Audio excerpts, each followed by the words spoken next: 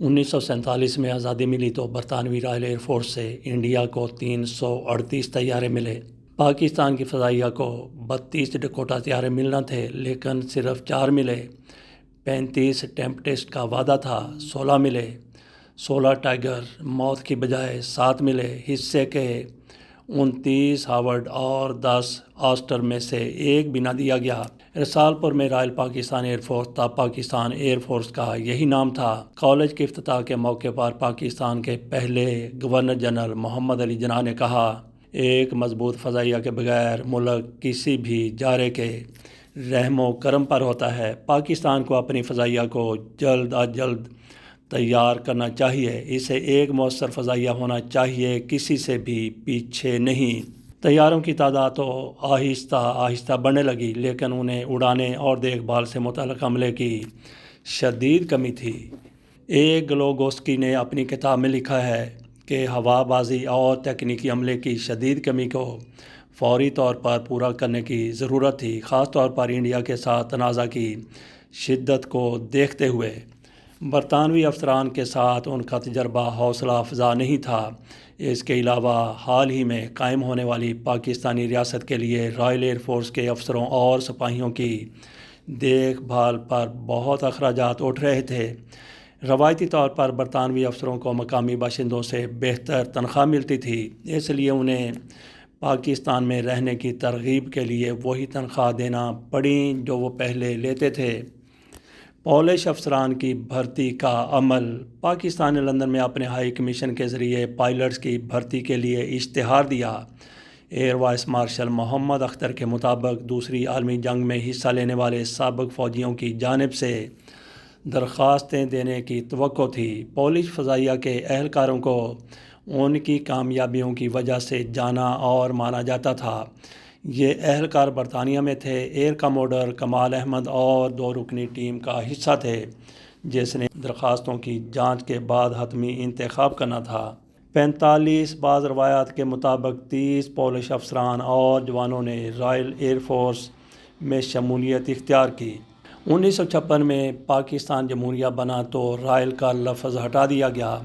پاکستان نے جن پائلٹوں کا انتخاب کیا وہ جہاز کے ذریعے کراچی آئے اور وزیر اعظم لیاقت علی خان نے ان کا استقبال کیا۔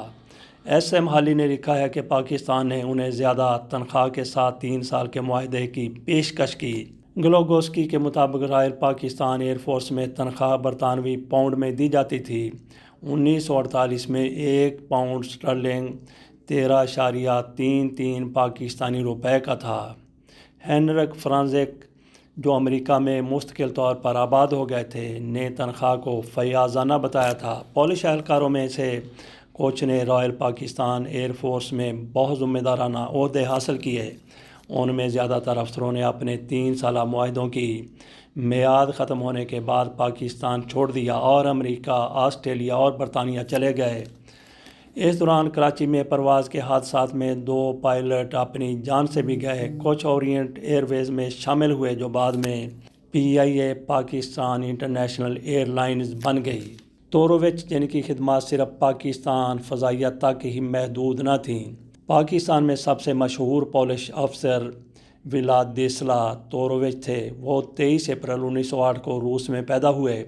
تب پولینڈ ابھی تک زارے روس، آسٹرو ہنگری اور جرمنی کے درمیان تقسیم تھا۔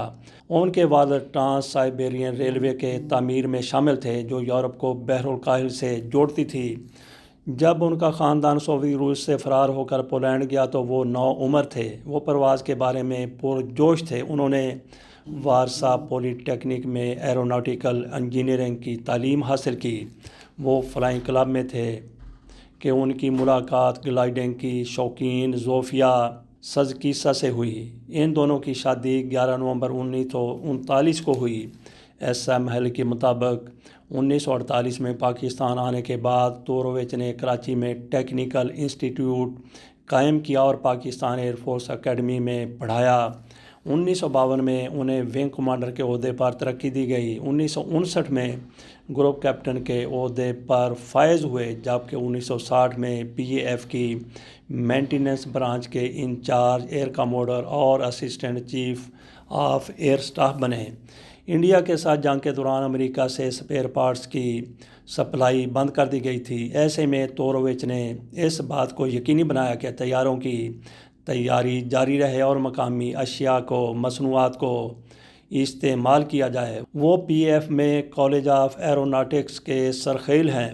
ان کی خدمات کی یاد میں ایروناٹیکل انجینئرنگ میں ایک ٹرافی ان کے نام کی گئی ہے۔ تورووچ پاکستان میں بہت پرسکون محسوس کرتے تھے۔ انہوں نے یہاں بہت دوست بنائے اور 1961 میں پاکستانی شہریت حاصل کی۔ ان کے چاروں بچوں نے ملک میں مختلف اسکولوں میں تعلیم حاصل کی۔ ریٹائرمنٹ پر حکومت پاکستان انہیں پاکستان کی قومی خلائی تحقیق کے ادارے اسپارکو میں ایگزیکٹو ڈائریکٹر بنا دیا۔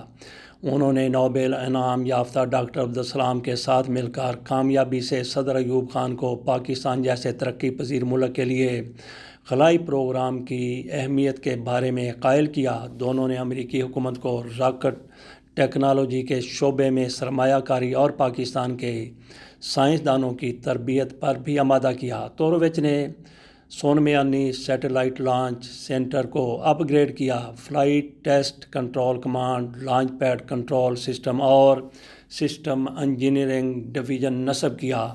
انہوں نے مختصر اور درمیانے فاصلے تک مار کرنے والے بیلسٹک میزائل ڈیزائن کی اور پاکستان کے ایٹمی پروگرام کی ترقی میں بھی حصہ لیا۔ جس دور میں انہوں نے اپنی خدمات سر انجام دیں وہ پی ایف کے لیے بہت مشکل دور تھا۔ ایئر وائس مارشل محمد اختر، ایئر کموڈر کمال احمد اور اسکواڈرن لیڈر احمد رفیع انہیں مہربان، شریف اور نرم گفتار کے طور پر یاد کرتے ہیں۔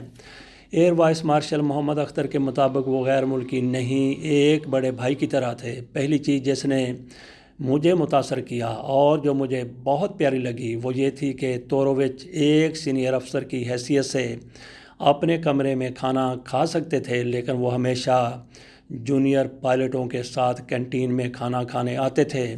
تورووچ نہ صرف پاکستانی ہوا بازی کے علم بردار تھے بلکہ خلائی تحقیق کے بھی، تاہم انہیں وہ دن دیکھنا نصیب نہ ہو سکا جس دن 1990 میں پہلا مصنوعی پاکستانی سیٹلائٹ لانچ کیا جانا تھا۔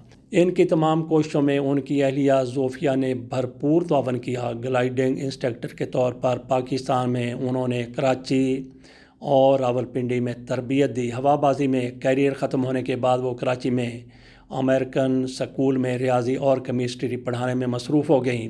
زوفیہ تورووچ کی وفات 2012 میں ہوئی۔ انہیں پرائڈ آف پرفارمنس آف ستارہ امتیاز سے نوازا گیا۔ تورووچ ریٹائرمنٹ کی سال پرانی چوٹ کے درد اور معذوری میں گزار کر 8 جنوری 1980 کو ایک کار حادثے میں انتقال کر گئے۔ انہیں فوجی اعزاز کے ساتھ کراچی میں سپرد خاک کیا گیا۔ حکومت پاکستان نے ان کے اہل خانہ کے نام ایک تعزیتی خط جاری کیا جس میں کہا گیا کہ تورووچ نہ صرف فضائیہ کے ایک بہترین افسر تھے بلکہ ایک سائنسدان بھی تھے اور انہوں نے ملک کے خلائی پروگرام میں خدمات انجام دیں۔ ایئر کمانڈر ولادسلاو تورووچ کو ان کی شاندار خدمات پر ستارہ پاکستان، تمغہ پاکستان، ستارہ خدمت، ستارہ قائد اعظم، ستارہ امتیاز، ایروناٹیکل انجینئرنگ میں عبدالسلام ایوارڈ اور خلائی طبیعیات میں ICTP ایوارڈ دیے گئے۔ پاک فضائیہ نے PF میوزیم میں ایئر کموڈر تورووچ کے اعزاز میں یادگاری تختی رکھی، جبکہ اسپارکو نے لاہور میں ولادسلا تورووچ سپیس کمپلیکس تعمیر کیا۔ 2016 میں تب جکارتا میں مقیم پولینڈ کی ایک صحافی نتالیا لاسکوسکا نے پاکستانی اخبار ڈان کے لیے ایک تحقیقاتی مضمون لکھا۔ ڈی کلاسیفائی یا افشا کی گئی خفیہ دستاویزات پر مبنی اپنے مضمون میں انہوں نے بتایا کہ کیسے پولینڈ کی خفیہ ایجنسی، جسے مختصر طور پر SB کہا جاتا ہے، نے کئی بار تورووچ کو اپنا جاسوس بنانے کی کوشش کی، خاص طور پر تب جب وہ پاکستان کے خلائی اور جوہری پروگرام کے ساتھ منسلک ہوئے۔ تاہم نتالیہ کے مطابق 1956 سے 1989 میں عوامی جمہوریہ کے خاتمے تک کمیونسٹ پولینڈ کی اس اہم انٹیلیجنس تنظیم کے دستاویزات سے پتہ چلا کہ یہ تمام کوششیں ناکام ہوئیں۔ نتالیہ کا کہنا ہے کہ تورووچ کی فائل کا اختتام سینئر افسروں کے دستخطوں سے، ڈاک ٹکٹوں اور ایک نوٹ کے ساتھ ہوتا ہے کہ آپریشن روک دیا گیا تھا کیونکہ توروویچ کو بھرتی کرنے کی تمام کوششیں بے سود ثابت ہوئی تھیں۔ کراچی میں ایئر کموڈر توروویچ کی قبر کی تختی پر ایڈم میکیوز کی نظم کا ایک ٹکڑا کندہ ہے جس کا مفہوم ہے روشنی کی کرن سورج سے نکلتی سمندر کی گہرائیوں کے شور و غل پر کھیلتی ڈوب نہیں جائے گی بلکہ قوس قزح میں بکھر کر اور اپنے اصل آسمان کی جانب بھاگ جائے گی۔ یہ تھی پاک فضائیہ کے توروویچ کی کہانی۔ اجازت دیجیے، اللہ حافظ۔